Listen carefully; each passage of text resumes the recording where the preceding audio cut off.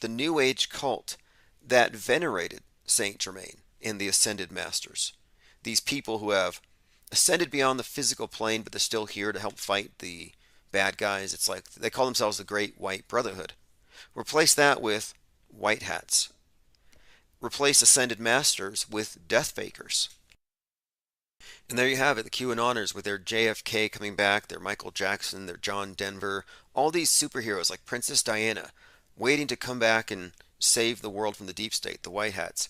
Yeah, it's all based on this same cult, the cult of Saint Germain and the cult of worshiping spiritually evolved people who have decided to stick around to help some of us.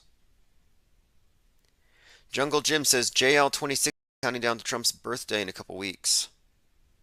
Oh yeah, he has called out for some time much of the predictive programming pointing at 611. And here's where I'm coming from with 611 because he has his own reasons for arriving at it, and you have to check out his channel. You have to actually binge watch. And his channel has been attacked as much as ours has been. He's lost many, many channels. And all he's doing is he's noticing patterns. And how he arrives at this stuff, intuition, you can decide for yourself where it's coming from. You may not agree with all the conclusions, but these conclusions aren't really fixed. What we're finding here, like I've been talking about, before I get into what JL26, he gets into 611, he suggests that there's going to be some calamity, and he's been talking about it in Seattle. And sure enough, it ties in to much of what he's picked up on. From our perspective here, we've been looking at it since the Batman movie. I said, watch. As the Joker preceded a year of riots, of left-wing uprising, and the other side standing down, the precincts burning, riots, the looting, they were just running amok with their masks. To me, I was suggesting that this is all part of the Phoenix, represented by the Joker, played by Joaquin Phoenix. The riot, or the riotous mobs, were basically communist, and in the movie it was kill the rich, was one of the subtexts. So, Joaquin Phoenix kicked off that part of the revolution. And right before the movie, he was arrested for his climate change activism, hanging out with Jane Fonda. All of this connects, his real-world activism against, the cause of climate change, which is basically America, to playing the Joker. Then the lockdowns, they burn down the system. Jeff Bezos makes $33 billion the first quarter of the lockdown. $13 billion in a day, like a month after that. Anyway, my point is, the Batman movie comes out 3/4/2022. And I was saying, hey, 3/4 March 4th. It's going to be March 4th right-wing terrorists. That's the subtext. And sure enough, it's about the Riddler, who's basically Q, who sends out his terrorists to go terrorize Election Day. In the Batman movie, Election Day is 11/6. So I have clips from the movie, but essentially it works like this. In real life, the Republicans are talking about flooding the polls, releasing the Kraken. Flood, the Kraken, all these themes reoccurring. In the Batman movie, the QAnon / Riddler inspired radicals break a dam and literally flood the polls in the movie. So the polls get flooded on Election Day, and Batman says it's Wednesday, November the 6th. Gotham is underwater. So 11/6, Gotham underwater. Gotham is also New York. And Seattle was originally called New York. A side note. But you take 11/6, hold it up to a flooded city, and you look in the reflection, and what do you get? You get the reflection gives you a 9/11, but it's reverse. So reverse 9/11 to me makes me think, well, there's 9/11. You could also look at it as a 6/11, depending on your perspective. My point being, the date 6/11 is somewhat inferred here. And I would say 6/11 because of the right-wing connection. Timothy McVeigh was executed at the age of 33, 3 months before 9/11. He was actually on 6/11. Timothy McVeigh, kind of a right-wing, white nationalist OBL. And so it's a very significant date. And I've been suggesting, based on the political climate, that we're going to see some kind of right-wing sort of attack, probably an agent of the Russians. It'll be scapegoated, but basically something to go down. Now, as far as what's going to happen, what's going to be the Kraken, this is another topic. And so I've been getting into Stranger Things. And this is where the concurrent programming continues. Because with the Batman movie, you have the concurrent programming where it's mirroring the political season, what's the flood the polls, the right wingers being agitated by online provocateurs, but it also had connections to the Frank James subway shooting. So now we're looking forward here, we're looking at Stranger Things, and much like the Batman movie, it has parallel events that it's connected to. So I'm watching Stranger Things, and the opening scene, season 4, episode 1. It's like basically, oh, we apologize that the dead kids here might be offensive because there was just a shooting in Texas. In case you missed it. In case you're just trying to Netflix and chill and tune out the world, well, now you know what you're about to see for the entire season. I mean, I can't tell you how many times they refer back to the mangled, bloody bodies of dead kids. It's the whole season. And the thing is, I think that this is an example of concurrent programming. So while the news is talking about multiple events, twin events, with lots of dead kids, you don't actually see them. But just like I've been saying before, they flood your imagination with things that they're going to bring you in the news long in advance. You know, meteors, buildings falling. And by the way, there is as much predictive programming for the Space Needle falling as there is for the twin, Seattle. But anyway, you can kind of see here, I think there's a buildup, and that's what we're following up on here. The Kraken thing ties into it. Stranger Things has this entire subtext where the teenagers are dying. It gives you this warning, and one of the youth, who's a David Hogg-like character, and I was watching this before I knew David Hogg was going to go speak in Seattle. This one character decides to tell the adults. He tells the adults, "Hey, we're not doing enough. We got to track this person who's taking the lives of the teenagers." So basically, the youths kind of set something off, just like March for Our Lives. And it's basically a statement, I would say, about how the adults have been tone deaf to the mass shooting generation. March for Our Lives is premised on the idea that the children are too young to vote away the threat that they live under. That was the whole premise there. So the adults had to be told by somebody from the younger gen. That's what David Hogg represents. So Greta, for the environmentalists, is sort of a David Hogg with pigtails or braids. Anyway, so this David Hogg-esque character kind of schools the adults on it, and they go out and they fight the monster or hunt it. My thinking here, though, is that the monster in the movie, in the whole season of Stranger Things, is actually a personification of the, well, PTSD, but also the mass shooters. I think it's a personification of the Second Amendment as a monster hiding among us that nobody acknowledges, and that the victims are just basically kind of nobody's connecting the dots. So I'm suggesting that's concurrent programming. Let me go through your comments. Fat Elvis Jr. says it might have been the Constitution where Saint Germain was. I've heard some interesting things about it. Keep in mind, 1776, it's the Declaration of Independence, it's the Illuminati, and it's also the year of Pluto in its conjunct on July 4th, 1776 with America. So Pluto's second coming just happened. So I'm also looking forward to July 4th. Joined by Thirst for Truth, Travis Cloud. Elsa J, is this live? Yes. We're back to life here. I want to say thanks again to everyone who's been contributing to the channel. In fact, let me turn on the Kraken. I don't know if it's been working. We had a couple of very generous supporters. Appreciate it. Ran33 and others. We were temporarily blacked out because of just the glitch, the holidays, the bank holidays. My internet was off, but we haven't lost any time here. The research never stops at the Discord server. Yeah, the new Tulsa shooting, I saw that. They're ramping them up. And then, of course, you got Canada with their moratorium on guns. Tomorrow is the birthday of Fepe, yes.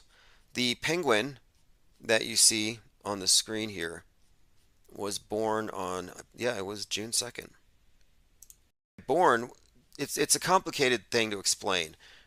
But basically, we realized we needed a mascot or some kind of an icon to represent the question of what's at the edge. That no matter how bad the censorship was going to get, which we were counting on, there would always be something to point to the core question here. And it's about the edge of fill in the blank. It doesn't have to be the edge of the world physically necessarily, but the edge of the known universe, which isn't the same as the world you've been given. The map's not the territory, and we have so many built in and wrong assumptions. So we settled on the penguin for a number of reasons, because if anybody has the answer, it's going to be the ones at the edge who can look the other way.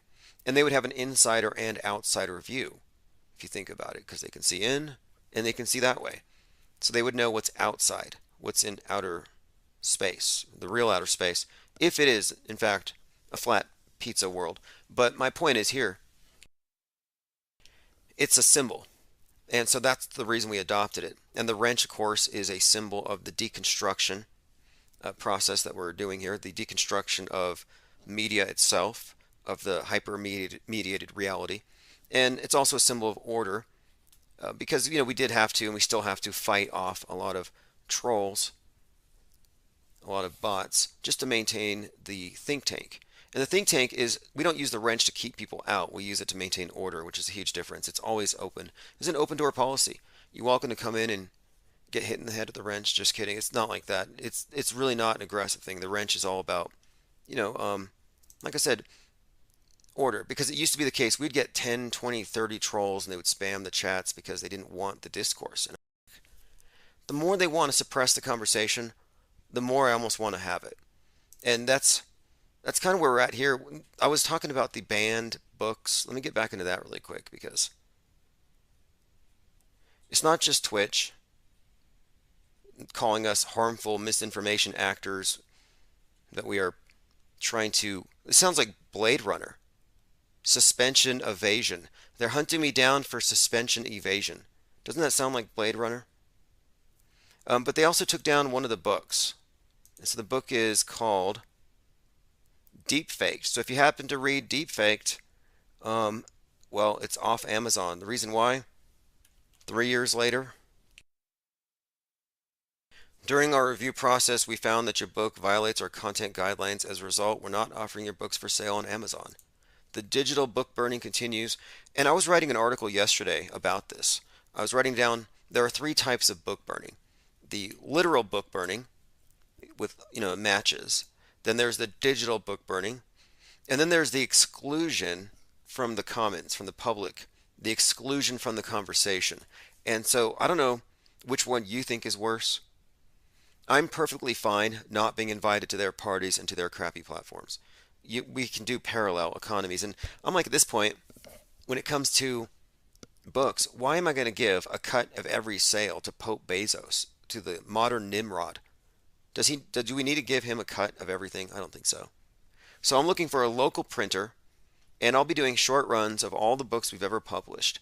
And I'm going to keep them in-house, and I'll maybe even find a third-party distribution center, doesn't matter.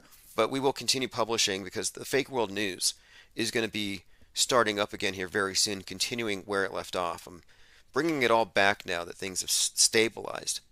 And so adding books is not going to be any additional work. We're already set up for it.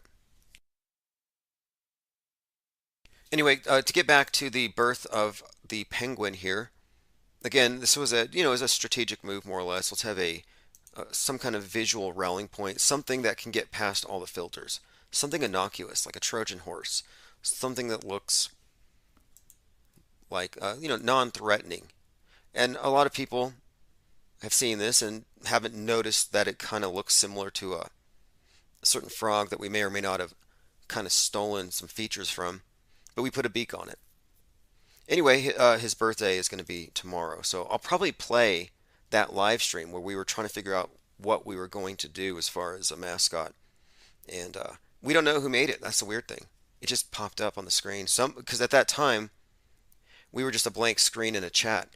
I was just taking suggestions, and somebody just posted a link, and it just popped up. And we don't know who it is, but we don't know who invented this. It just manifested. So yep, that'd be Hatch Day tomorrow. Victoria Pandora says, best to go throw your guns in the oceans now. Look, I don't think it's a real issue, other than it's meant to agitate the right. I don't think anybody's going to go after I think it's guns versus needles. I think it's a dynamic they set up. It's Ren says warm drinks and soggy food at those parties, Tim. 737 says drunk penguin. Yeah, I don't know. I don't know exactly the complete origin story. We'll listen to it again. Like it literally showed up. My wallet was missing. I remember in that day, and there's a knock on my door. I open my door, my wallet's there, and I come back and this penguin's on the screen. All right, I've got 133 hanging out. I think about 8 people in D Live, 125 on YouTube. Thanks everyone for joining. So we've been talking about the parallels between Stranger Things and the present reality, where Stranger Things has a David Hogg-like character, and he's about to go on 6/11. And there's more. Let me go back to this because back in July 2020, I believe we were the first ones here to even start mentioning this. Before the Kraken, release the Kraken was a meme in politics. It was brought up with the Seattle Kraken. They have a 1 minute and 13-second trailer. A legend from the deep awakens. Meet the Seattle Kraken. So when I saw this, I said 113. And if you follow this channel, you'll know that number is connected with many significant psychological operations. 113 is actually the date that they opened the new tower that replaced the Twin Towers. Not a coincidence. 113 is the number of seconds before the Challenger exploded. Many things we can go into here, but one of the things is this Release the Kraken trailer comes out, which has an EMP hitting Seattle and a big flood. That's the long and short of it. Now, the logo has an S with a Kraken, and oftentimes it has a Kraken with a Space Needle kind of built into it.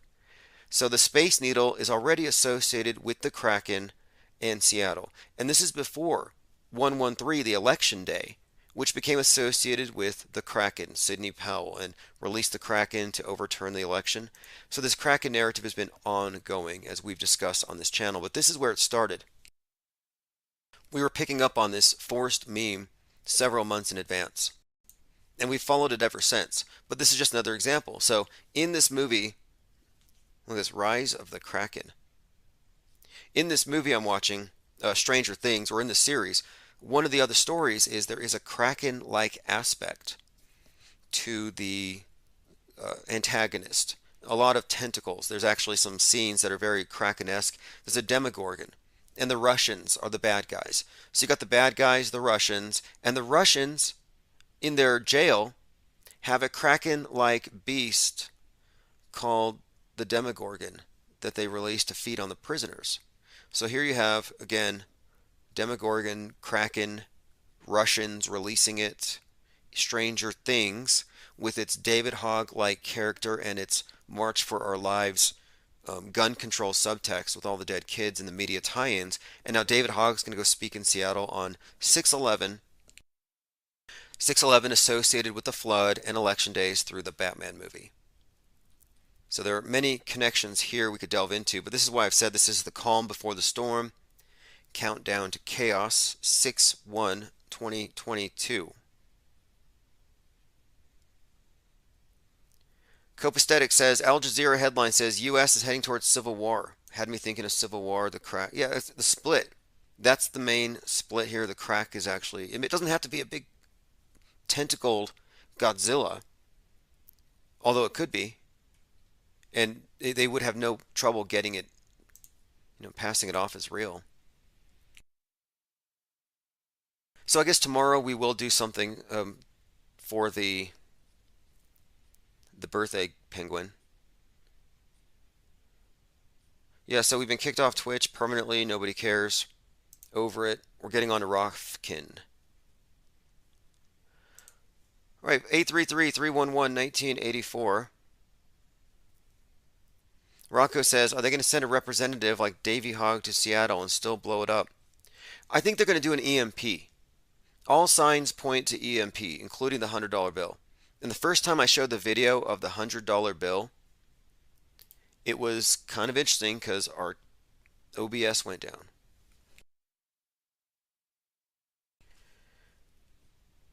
So I think we're not supposed to talk about it. But yeah, there's plenty there. And I want to point this out too. This is great. Coyote Smoke and Mirror has picked up on this as well. It's something we all talk about. How we have to vet everything. We're given false leads all the time. Every false flag theory is actually a false lead. And 90% of the so-called truthers take the bait on the false flag theories. All the QAnoners are false flaggers. They're actually thinking that they're looking at real satanic sacrifices or something. Anyway, there's not only the false flag misinformation line to prevent you from saying the thing is a psyop or a PR stunt with guns, but there's another thing they've been doing. The other tactic is they present false leads to catch those of us who are looking for evidences of hoaxery. So Coyote says here, I'm pleased to see you're on board with the double fake tactic. They intentionally muddy the waters and send out red herrings for us to bite on, and then they debunk us. Exactly their methodology there. All right, let me get to my voicemails here. If the phones are off, they'll be back on at midnight. Okay, there's quite a few here. Let's see. All right, let's go with this one from today. Tim, I got another movie thing for you.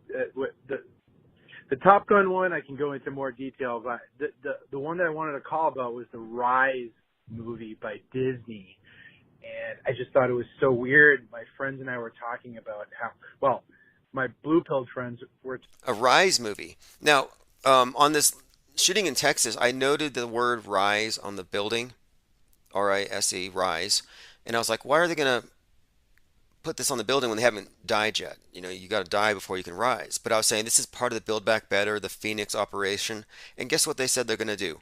They're going to, quote, raise the school. It back, presumably better. So we called it there. Anyway, let me continue with the voicemail. Talking about how unusual it is that this, basketball player, I think is Antetokounmpo, he was in the playoffs, and he's also in the Disney movie Rise, right? But ESPN is owned by Disney, and I just thought it was weird that it's like they repurposed the Jackson Five, right? Because it's like five Nigerian brothers that moved to Greece, three of them somehow make it into the NBA. It's just a really fun, thread, and I think we should tag it to follow. So IPS correspondent P. Trippa out.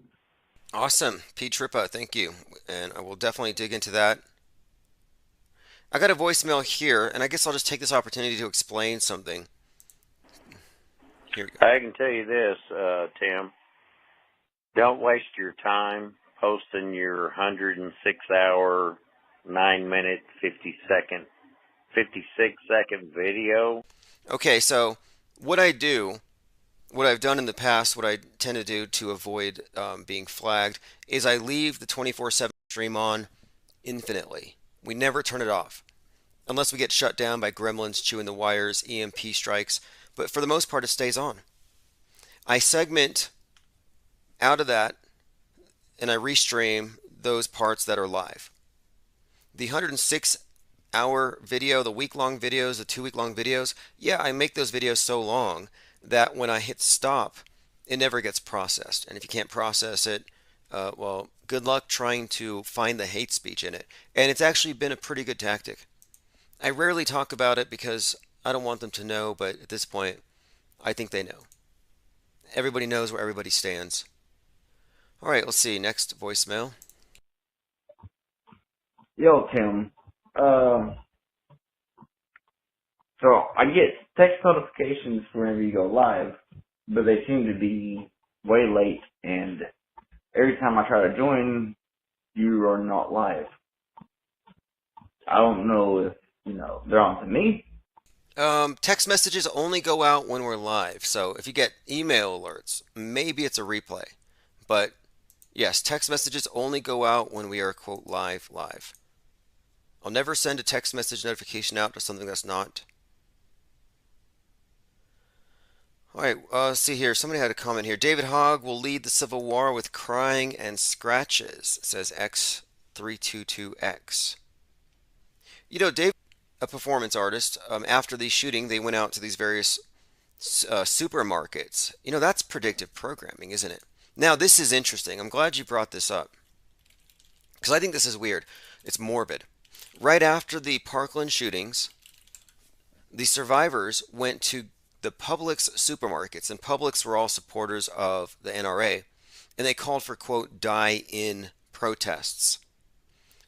So here you have David Hogg and a bunch of his friends going into supermarkets and playing dead. And here's the tie in. Why would they do this? Here we're looking at school shootings. Why are they playing dead in supermarkets?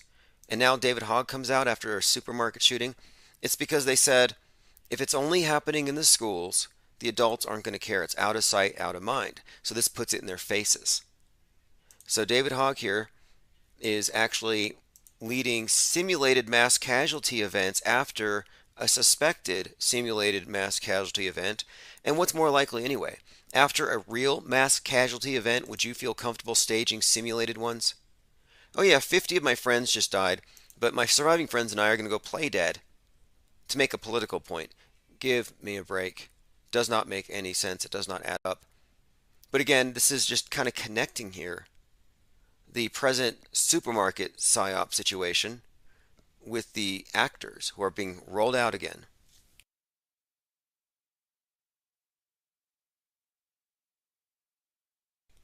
Vanden says Tulsa news stream I was watching mentioned the shooting occurred near 66th and the Main Street hospital is located a few times off. Yeah, they'll give away. They have their hoax codes. They'll give it away. Venus E joins us, says hello Raft. Oh, Sam says, I confess I too have missed some of the 100-hour replays. Hey, the replays are going to continue, and as I mentioned before, we got kicked off of Twitch. We're getting on to Rockfin, Odyssey. We're irrepressible, very buoyant perspective of the MSM and the mind, virus. What are they? Are they spotters? There's a misinformation spotter, I think is what they are. Let me find this, because someone here, if you're in Connecticut and you're looking for work, they're hiring people who can spot misinformation. I think it pays $150,000 a year. It's just weird to me when you look at these stories, these headlines, back to back, as though they all have some kind of equal import. And for the most part, this is a repeat. I feel like everything's repeating, but it's less believable this time around. Civil War II, from insurrection to insurgency. Civil War II. Pluto 2. Satan 2. Pandemic 2. We're in Gemini. There's a lot of mirroring here, and this really became apparent with Amir Locke on 222 when the 22-year-old got shot. All right, let's see here. A conspiracy debunking Rothschild is writing a... I interviewed this individual. I'm not going to replay his interview. I did before, and a lot of people were just blown away by how completely blue-pilled the guy is for someone who studies conspiracy theories. That's always interesting to me, is how you have people who can spend years looking into something, but they can't see past their own biases. So, for example, when Kelly Weil put out the book Over the Edge about flat earthers, she pretty much missed the point of the topic. She misdiagnosed a curve. She said, oh, you can see the curve from 2 miles away. It's like, where would you get that? You wouldn't get that if you were hanging around people who talk about the stuff ceaselessly. But her book concluded that flat earthers are basically neo-Nazi rappers, which I can see where you would arrive at that, but it's lazy research. Anyway, I interviewed him, and he didn't think there was anything to the JFK thing. He missed that. But now he's going to put out a book about Jewish space lasers. So, just a heads up, another book by a Rothschild. A very unfortunate last name for someone debunking conspiracy theories, because conspiracy theorists see that name, and they just assume that it's somebody who's in on the big conspiracies. Very cliche thinking. Same kind of people who believe in false flag theories. Oh, by the way, speaking of the censorship and my book being censored, if you look up the book The Capstone Event by James Fetzer, this was a collaboration. I called up James Fetzer when I saw a story on the news about his book Nobody Died at Sandy Hook being censored from Kindle. I said, hey, Let me hire one of the writers that I have available to me to rewrite your book as fiction, and we'll use fiction as code to get past the censors. And we'll use all the terms to educate people reading the book about what it really is. So the protagonist in this book that James Fetzer wrote, and he wrote it, I had it professionally edited. It's called The Capstone Event, and it pretty much explains from the inside how a psychological operation works. And on the cover is actually a mashup of David Hogg and Adam Lanza. My point being, the objective was, let's get some of your banned books through the filters using fiction as a kind of code. And it's worked. I'm having books pulled left and right, my channels are going down, but this is still up there. So just a tactic for the future.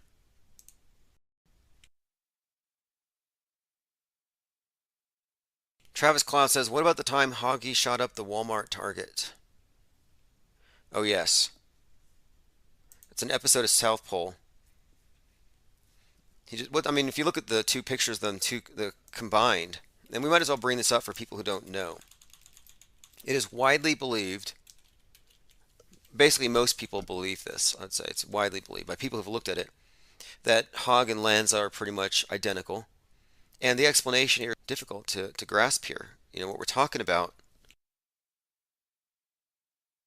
is Stockholm-inducing mind control operations. The lockdown drills are a form of terrorism. The victims are the students. They're programmed to be afraid, and then they have someone going down the halls, shaking the doors. They're programmed to think they could die, and this is how they will die.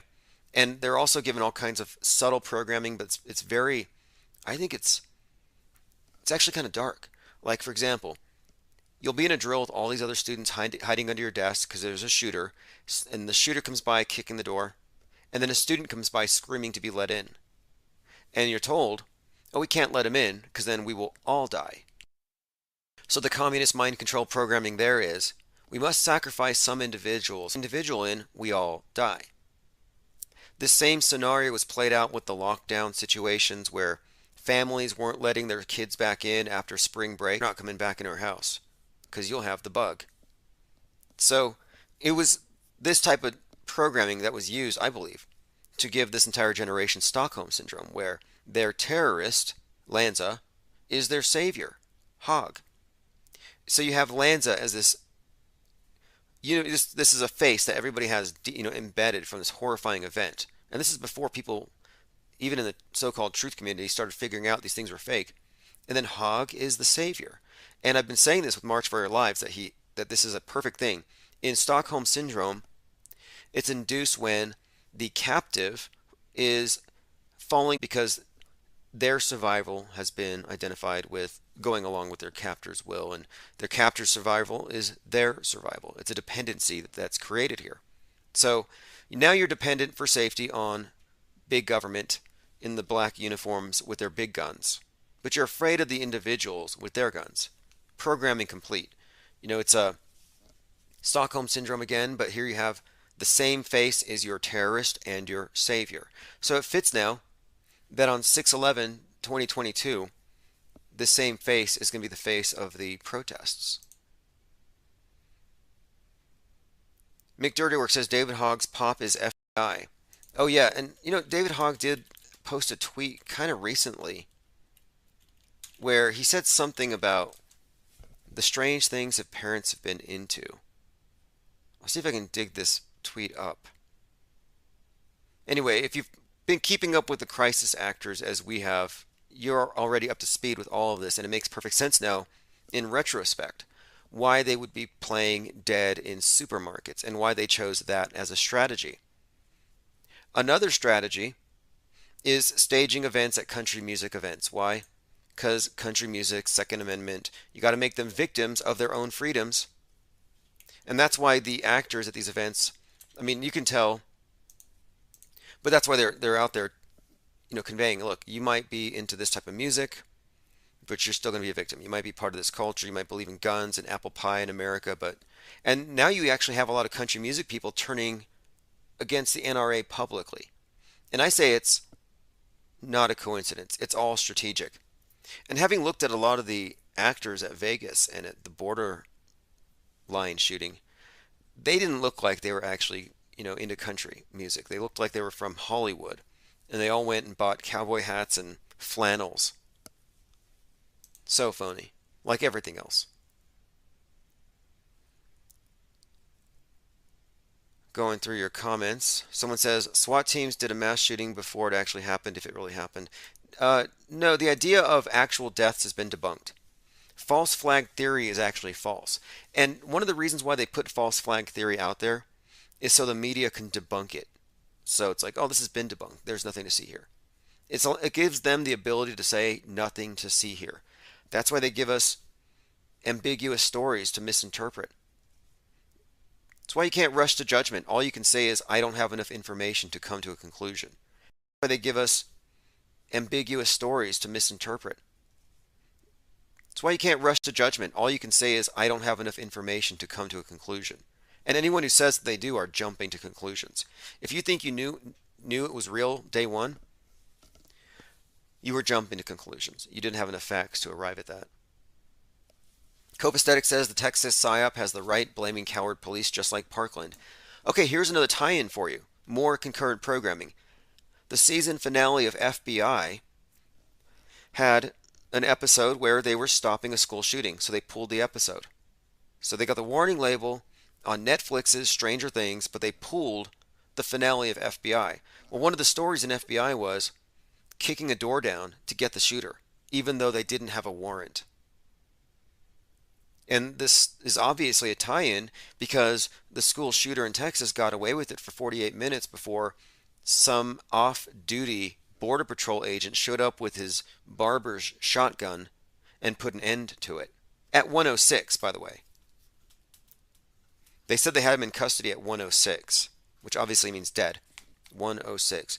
Two things there. One, someone had to go past due process. They had to go past a warrant in the movie and in real life.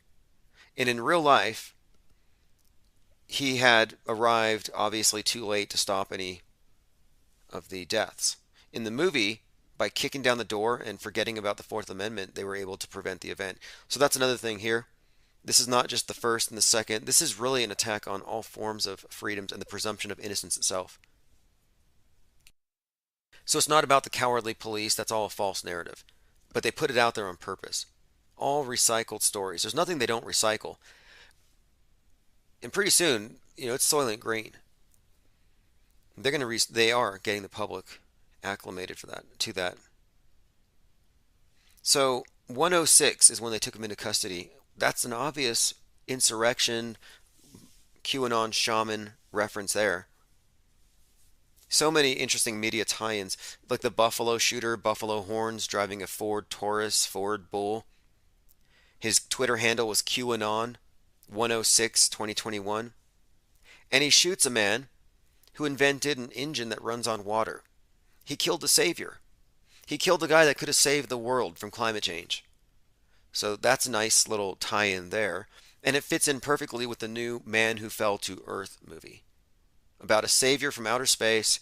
His planet was ruined by probably greedy capitalists, but luckily we have him here to tell us how to do everything so we don't repeat their mistakes. And it is all about water. If you watch The Man Who Fell to Earth, the first thing he says is water. He's got a water hose in his mouth. It's all about water in Seattle, interestingly enough. But the water thing ties into the white nationalist racist Buffalo shooter killing the guy that invented an engine that runs off water. So what killed the thing that would save us from that thing that's killing us? You see, it's like the thing that's killing us is the political and economic system of capitalism. It's destroying the world, it's destroying society, it creates an oppressive class, and it creates the climate change that we see. So the child, or the shooter rather, is a symptom of the system. And the solution to the system was just casually shot in a supermarket. Nice irony, nice writing, nice tie-in. All right, going through your comments. PBAS Troll says there's going to be a SAFE Act in Texas. Did you notice that a lot of the school shooting training is called ALICE? A lot of programming with Alice and Alice in Wonderland. Trauma-induced mind control. And look, that's what it is. And I believe we called this out first. In 2019, a big part of our focus was Drilled. We were working on a documentary called Drilled, which I think it's out there on BitChute, about how school shooting drills are actually how they do trauma-induced mind control. And it all ties in with the movies. It all ties in with the music and the video games and the first-person shooter video games in particular. But yes, the school shooting drills were actually how they did MK Ultra, in my opinion. Trauma-induced mind control, very effective. And moreover, you can find examples of people getting hurt during drills, teachers getting shot, teachers with PTSD from the drills, students with PTSD from the drills. You can find cases of people claiming PTSD from all the news that they've consumed about the shootings. My point is, when we started calling out the destructive nature of school shooting drills and how it's all actually terrorizing the youth, how it's trauma-induced mind control, suddenly the biggest teachers unions turned against it for all of the reasons that we outlined on our documentaries. Let me see if I can find an article. Teachers unions, school shooting drills. I believe they turned against it in, here we go. February 11, 2020, two largest teachers unions call for schools to end active shooter drills. And I don't know why they did this. It was such a 180. Now, they haven't ended it, but they made all these points that we were making, saying it can harm the student's mental health. It says here, parents complaining about their children unable to sleep at night, they do more harm than good. Students having difficulty concentrating. Anyway, there's no real standards here. There's been a number of incidences. I think there was one in was it in Indiana, where a bunch of teachers were simulating executions of other staff members in front of the students using pellets that left welts. Go through your comments. Again, to me, this is all programming them against gun ownership, and it's worked. Sagittarius Arms Society says IPS is a god blocker. Yeah, I'm a consciousness assassin, so involuntarily celibate, black pilled. Incels are actually the same thing as the Taliban. It's sort of like this idea of the Quranic radical terrorists and their war on the great Satan and Western women. It's now being mirrored with the QAnon radicals. The incels are the suicide bombers. So terror cells became incels, and they have the same attitude towards women, and they have the same attitude towards liberals and Western media, Western government, and Israel. It's a parallel. Even the beards.